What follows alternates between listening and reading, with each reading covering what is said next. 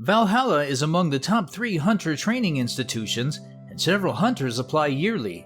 The school only admits 1 out of 500 people, and less than 150 people are admitted. Several aspirants fight as Lee Sang-chol, the highest-ranking instructor, watches them. Yoo Min-jun arrives and says there are a lot of candidates as he has come to see his niece. Yoo So-yoon is a genius and belongs to one of the top 5 families. She defeated other members of her family and came out on top.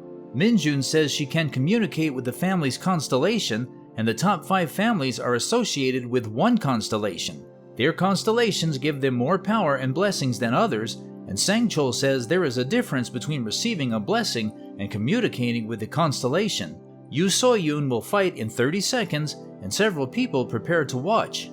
Kim Joo-hyuk, a candidate of unknown origin, stands before Yoo So-yoon and is her opponent. He doesn't appear to have any fighting spirit, but he easily dodges So-yoon's attack. He knocks her down with a single strike, and everyone is left speechless as he wins the fight.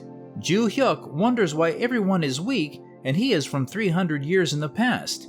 He stands in the Tower of Destruction 300 years ago and fights against Barsh, the god of destruction. He kills Barsh with a kick to the head, but is exhausted.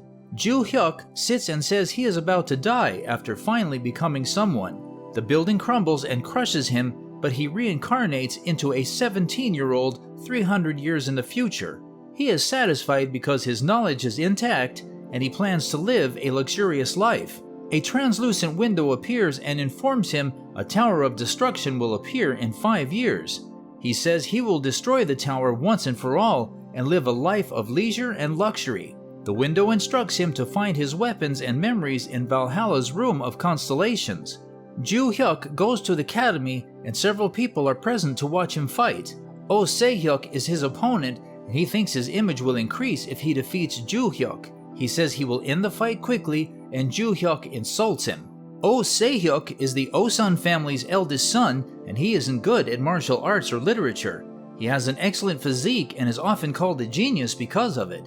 He gets angry as Joo-hyuk insults him, and he rushes to attack him.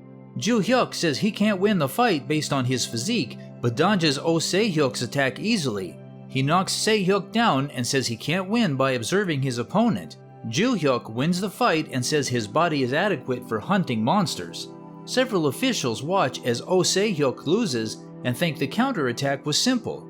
Oh Chol-shen watches and says the attack wasn't simple. Se-hyuk let his temper get the best of him and used magic in his first attack. He expected to land the attack, but Joo-hyuk exploits his center of gravity and defeats him. Chol-shen says Joo-hyuk has monstrous talent and vows to bring him into his family at all costs. Meanwhile, men in the audience cheer for Choi Arin, and Joo-hyuk is disgusted by their behavior. He prepares for the ranking match finals as he stands in front of Choi Arin, and the fight starts. Arin refuses to attack, and Joo-hyuk realizes she is waiting for him to attack first. He walks to her, and she prepares to attack him with her powers. Joo-hyuk dodges the attack, and she wonders where he is. He appears beside her and says dodging her attack is easy because she attacks with her eyes. He lands a hit on her, but she blocks it with her sword.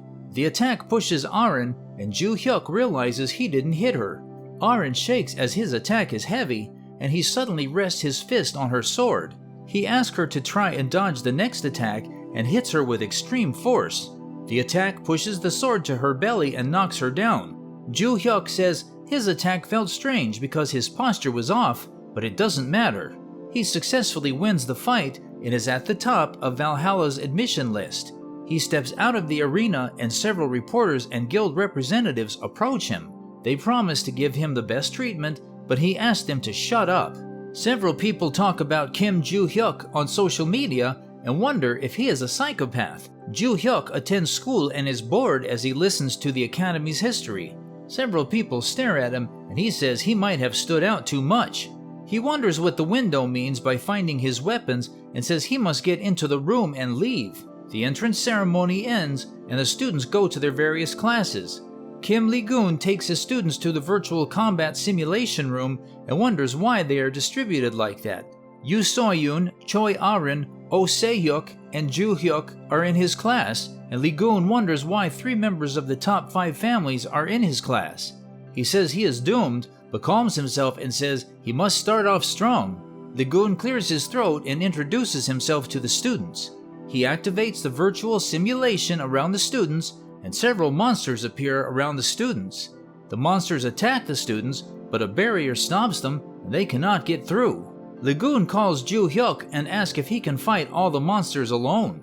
Ju-hyuk asks what monsters he is talking about, and he says the monsters running around outside the barrier. Lee-gun plans on making Ju-hyuk's ego die down a little and says the other students have only seen monsters in books, but not in person. He says Ju-hyuk is scared and wants him to stop considering and admit he cannot win. He will start the class when Ju-hyuk's ego dies, but Ju-hyuk begins to laugh. Ju-hyuk says he can defeat all the monsters alone, and Lee-gun thinks he is bluffing. He instructs Ju-hyuk to proceed, but Ju-hyuk refuses and says they aren't meant to fight monsters on their first day of school. He takes the instruction as a test and says he wants a prize at the end. Lee-gun says he will do whatever Ju-hyuk wants that's under his power, and Ju-hyuk accepts his deal. He says he needs a sword to fight the monsters and takes Lee-gun's sword. Lee-gun opens the barrier and Ju-hyuk kills the monsters as he exits. Kim Ju-hyuk fights and kills the monsters around him, saying it's been a long time since he wielded a blade. He was forced to use whatever weapon he could find due to his condition, but the sword is a familiar weapon. He kills the monsters while dodging their attacks, and Lee-gun says what he is doing is impossible. The sword he gave him doesn't contain any magic or quick swordsmanship, and he wonders how he can cut his enemies easily.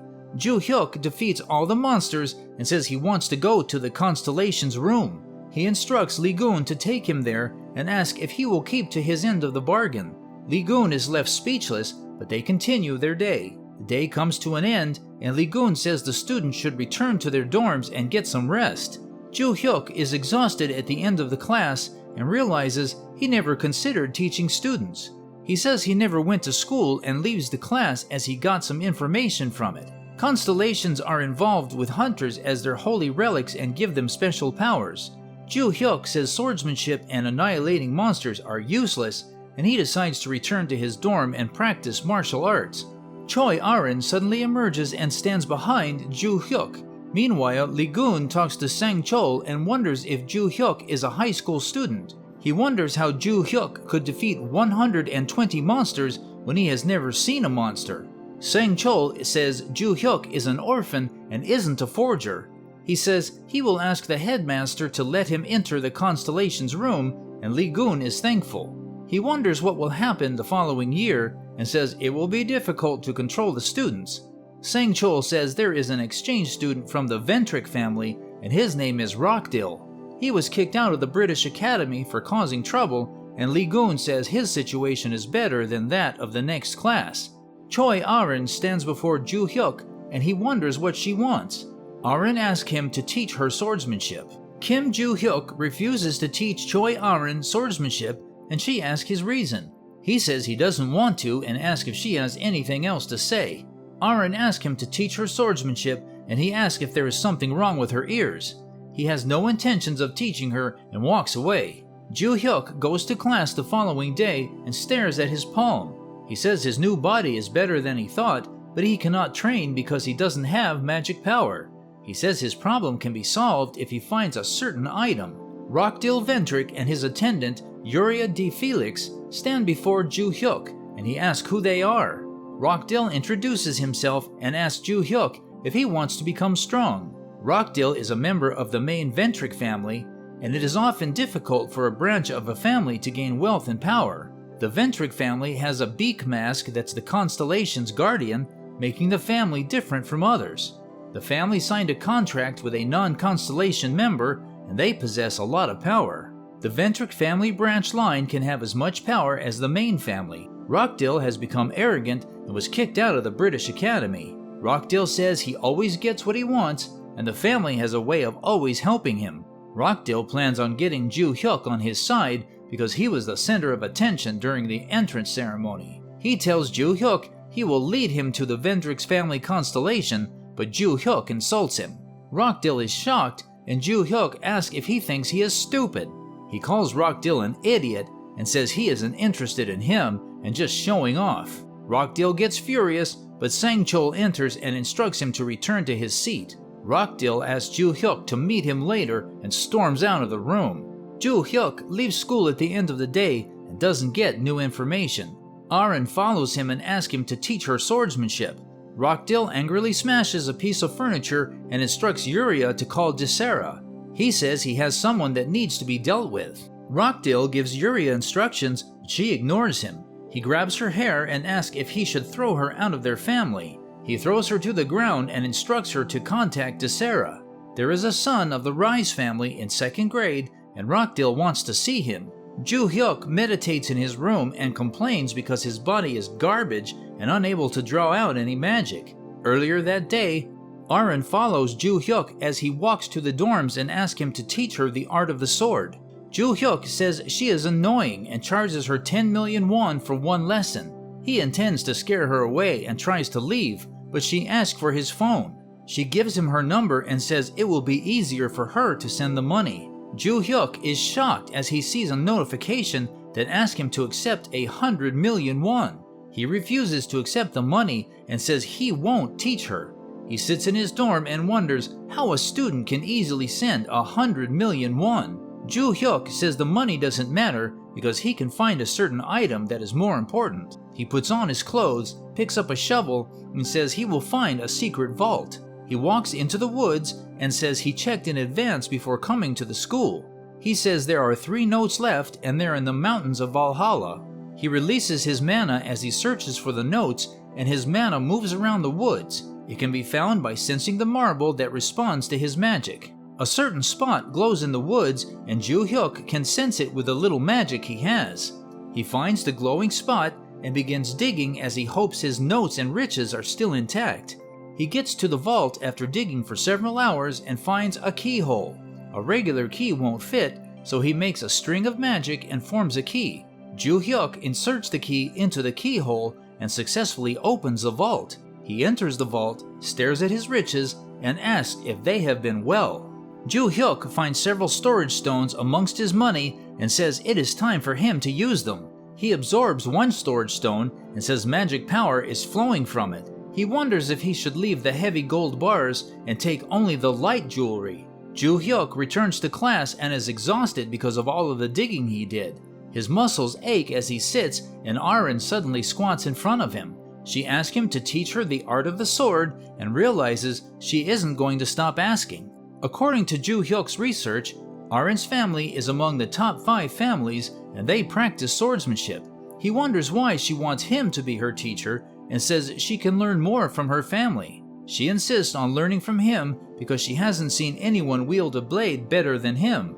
He asks about her father and says he is better, but Ligun interrupts.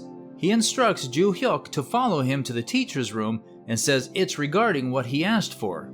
Ju-hyuk gets up to leave but instructs Arin to meet him at the training ground the following day. Ligun talks to Ju-hyuk in the teacher's room and says his access to the Constellations room has been approved. He is only allowed to go to the basement floor and isn't allowed to go to any floor that's lower than the first. Ju-hyuk agrees and asks when he can go to the Constellations room. The goon says they can go that night and Ju-hyuk agrees. They arrive at the Constellations room that night and Ju-hyuk sees it is heavily guarded. The walls of the building are covered with all sorts of magic. Ju-hyuk asks Ligun how he can get to the 2nd floor, and Ligun says he will be expelled if he does. He says Ju-hyuk will lose his mind and the Constellation's power runs rampant on the 2nd floor. Ligun wonders why he is asking and hopes he knows better. Ju-hyuk enters the building and says he doesn't care if he gets expelled. He enters a strange place and wonders if he is in prison. He goes deeper into the floor and the window says he has met the requirements. It suddenly moves him to a strange room where Barsh, the god of destruction, stands before him. Ju-hyuk punches Barsh as he talks about the reunion after 300 years. Barsh tries to calm him, but he doesn't listen and continues hitting him. He punches Barsh several times as he asks him to die, and Barsh falls to the ground. Ju-hyuk kicks him as he says he ruined his comfortable future. Barsh tells him to wait and asks if he is curious about what the place around him is. Ju-hyuk wonders where they are and says there is nothing there. Barsh says they are in an imaginary world and it is a space and a relic. He says he is an embodiment of the imaginary world and his body ceased to exist 3 years ago. Ju-hyuk realizes he has always been in the relic and he became a constellation. He punches Barsh again as he gets annoyed. The goon stands outside the building and watches as Ju-hyuk emerges. He asks if he did anything weird and Ju-hyuk says he didn't. The goon instructs Ju-hyuk to go home and he walks away. Ju-hyuk remembers his conversation with Barsh and asks if he is responsible for the transparent notification window. Barsh says he doesn't know and he has been in the relic for 300 years with no power. Ju-hyuk wonders who sent the message and Barsh says he also received the notification. He was instructed to contact the reincarnated Ju-hyuk and get his memories back. A suspicious person emerged and Barsh wondered if it was the person that made him the owner of the Tower of Destruction. He doesn't know the man and asks Ju-hyuk what his notification says. He says Ju-hyuk's memories haven't come to his mind yet and he has round his weapon. A weapon forms behind Barsh and he says he became a constellation because he used the village sword as a relic. Ju-hyuk suddenly yells at him in anger. Outside, Ju-hyuk wonders what his situation is about and summons the sword. He says a new quest has appeared on the notification window and several second-year students stand before him. The students are thugs and they say Ju-hyuk is fearless. Ju-hyuk kicks one in the chest and instructs the others to stop talking and attack him. The end. Thank you for watching. Check out these other videos and make sure to subscribe and tap the bell to be notified about our latest videos. See you next time.